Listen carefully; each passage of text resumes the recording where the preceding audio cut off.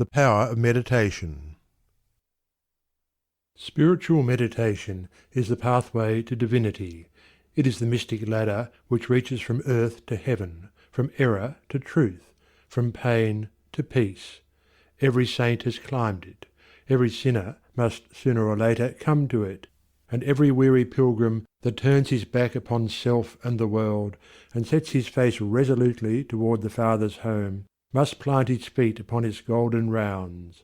Without its aid you cannot grow into the divine state, the divine likeness, the divine peace, and the fadeless glories and unpolluting joys of truth will remain hidden from you.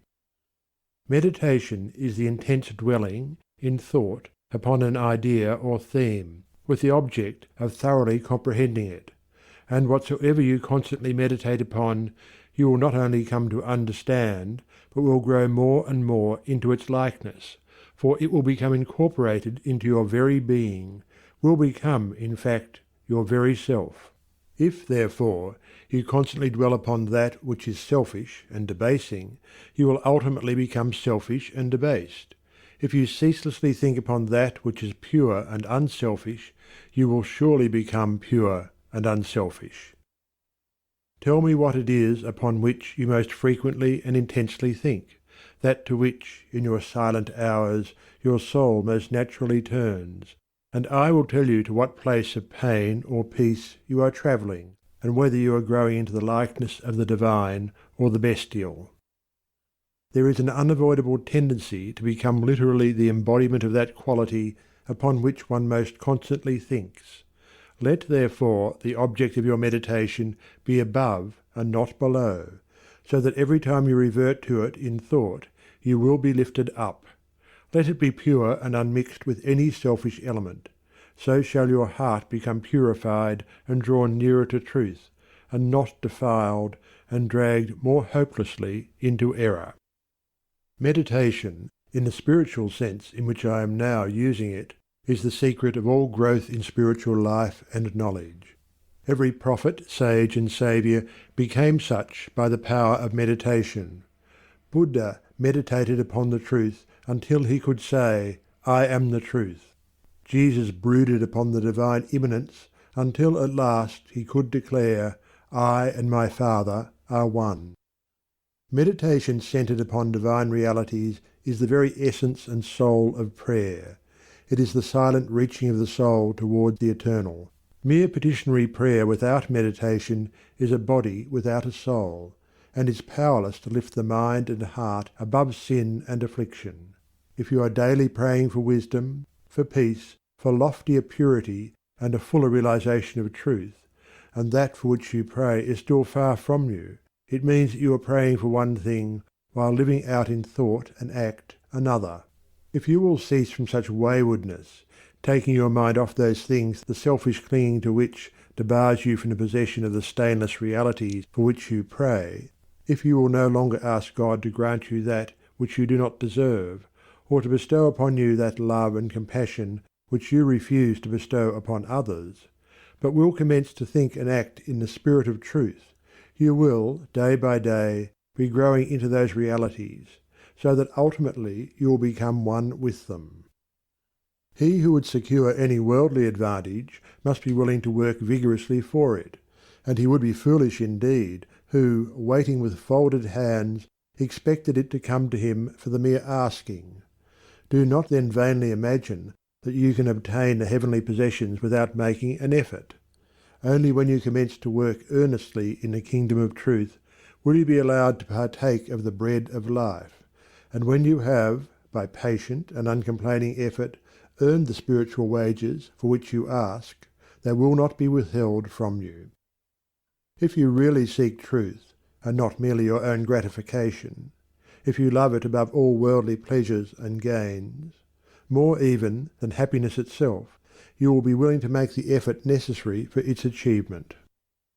If you would be freed from sin and sorrow, if you would taste of that spotless purity for which you sigh and pray, if you would realize wisdom and knowledge, and would enter into the possession of profound and abiding peace, come now and enter the path of meditation, and let the supreme object of your meditation be truth.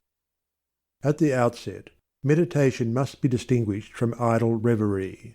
There is nothing dreamy and unpractical about it. It is a process of searching and uncompromising thought, which allows nothing to remain but the simple and naked truth. Thus meditating, you will no longer strive to build yourself up in your prejudices, but, forgetting self, you will remember only that you are seeking the truth.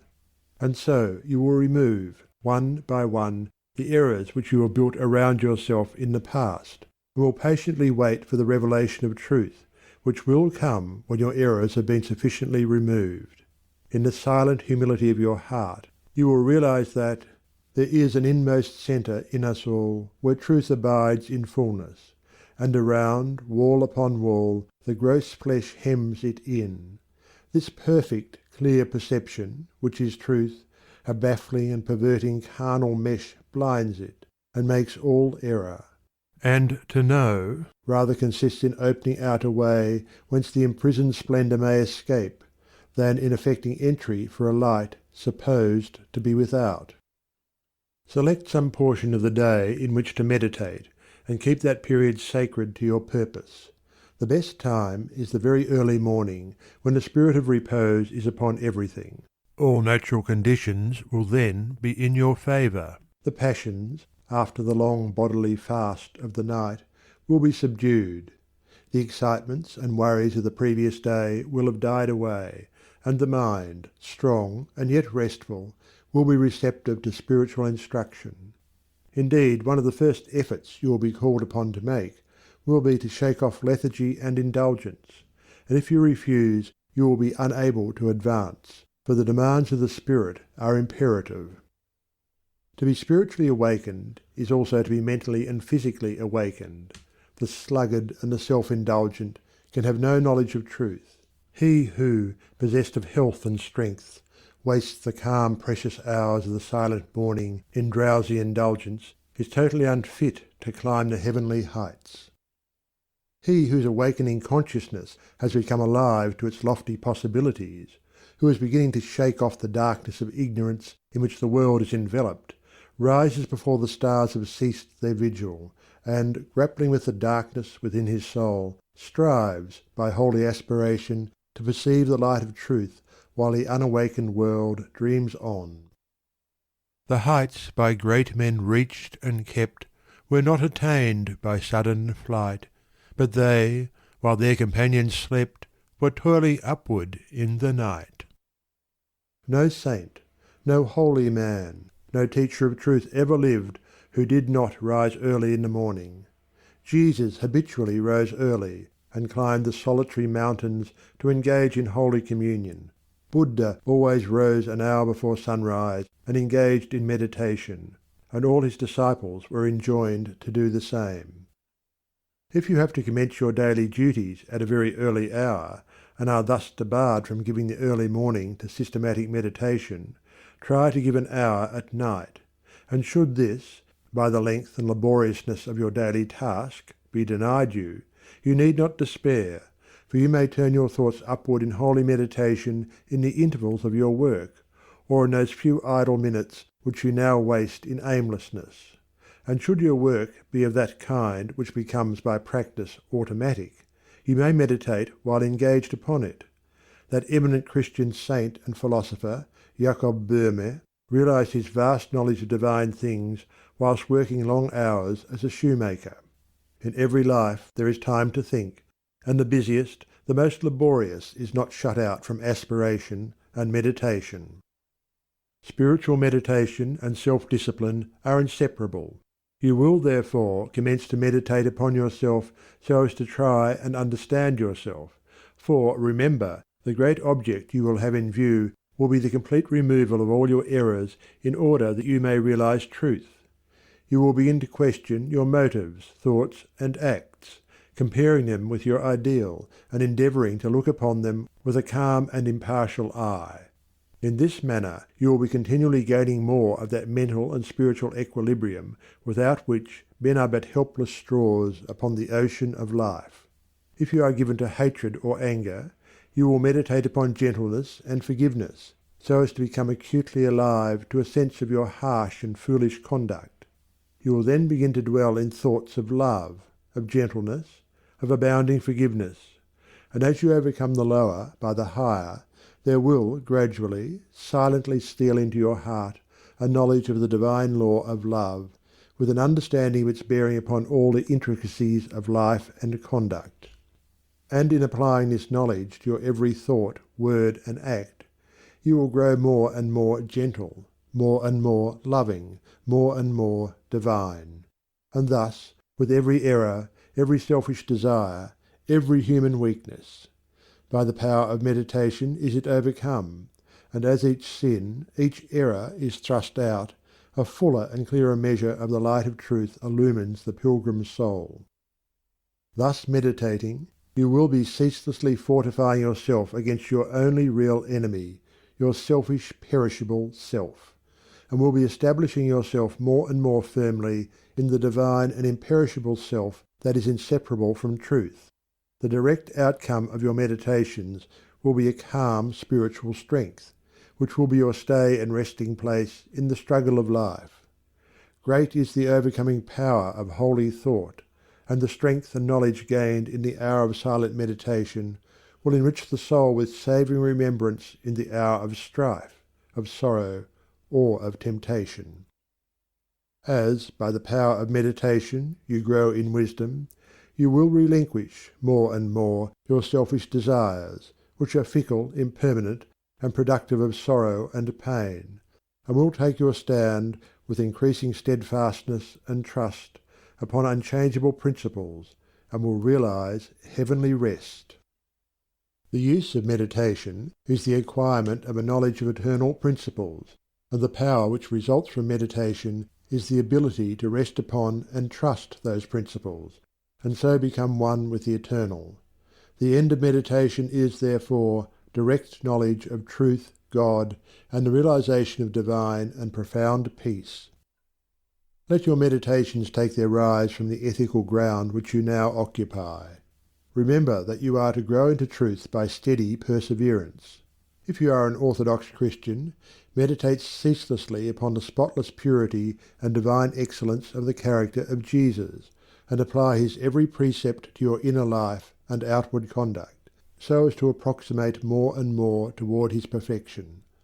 Do not be as those religious ones who, refusing to meditate upon the law of truth, and to put into practice the precepts given to them by their master, are content to formally worship, to cling to their particular creeds, and to continue in the ceaseless round of sin and suffering. Strive to rise, by the power of meditation, above all selfish clinging to partial gods or party creeds, above dead formalities and lifeless ignorance. Thus, walking the highway of wisdom, with mind fixed upon the spotless truth, you shall know no halting place short of the realization of truth. He who earnestly meditates first perceives the truth, as it were, afar off, and then realizes it by daily practice. It is only the doer of the word of truth that can know of the doctrine of truth, for though by pure thought the truth is perceived, it is only actualized by practice. Said the divine Gautama, the Buddha, "He who gives himself up to vanity, and does not give himself up to meditation, forgetting the real aim of life, and grasping at pleasure, will in time envy him who has exerted himself in meditation."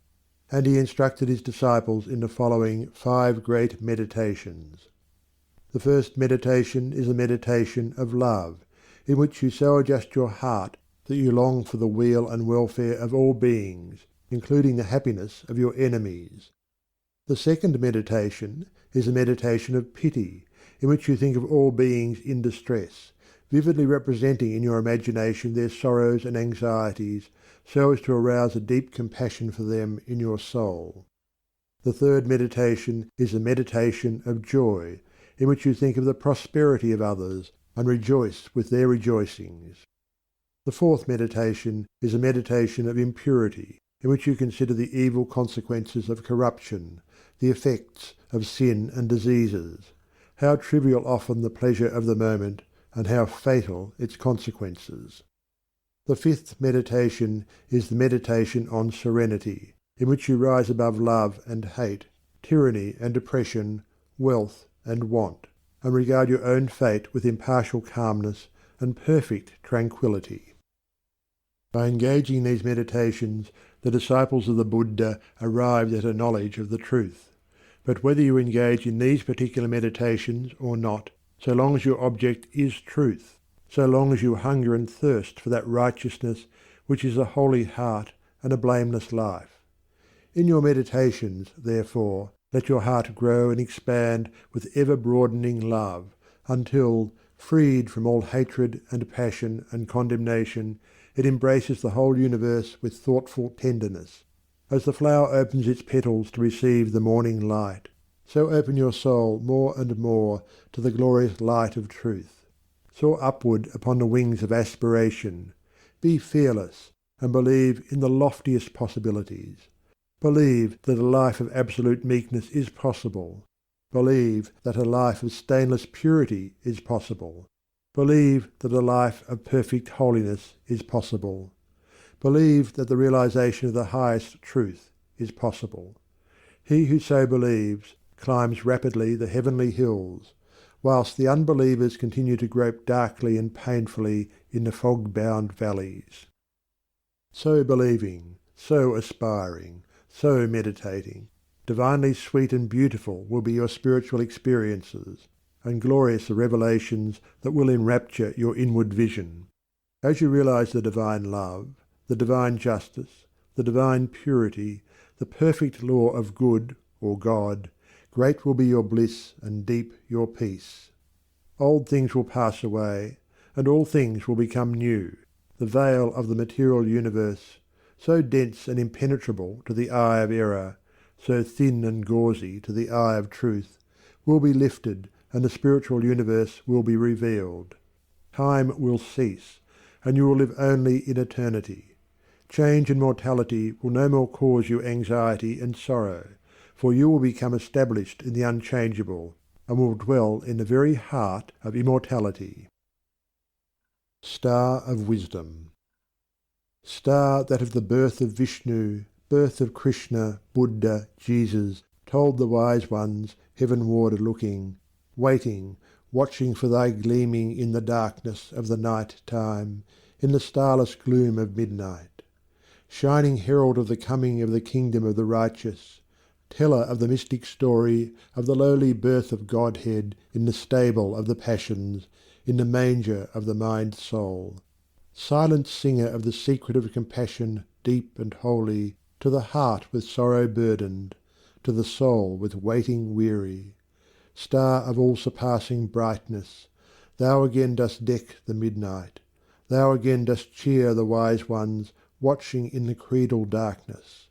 Weary of the endless battle with the grinding blades of error, tired of lifeless, useless idols, of the dead forms of religions, spent with watching for thy shining, thou hast ended their despairing, thou hast lighted up their pathway, thou hast brought again the old truths to the hearts of all thy watchers, to the souls of them that love thee thou dost speak of joy and gladness, of the peace that comes of sorrow.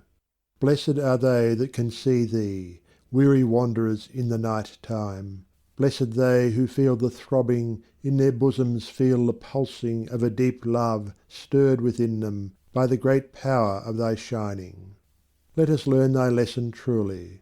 Learn it faithfully and humbly. Learn it meekly, wisely, gladly. Ancient star of holy Vishnu, light of Krishna, Buddha, Jesus. End of section 1.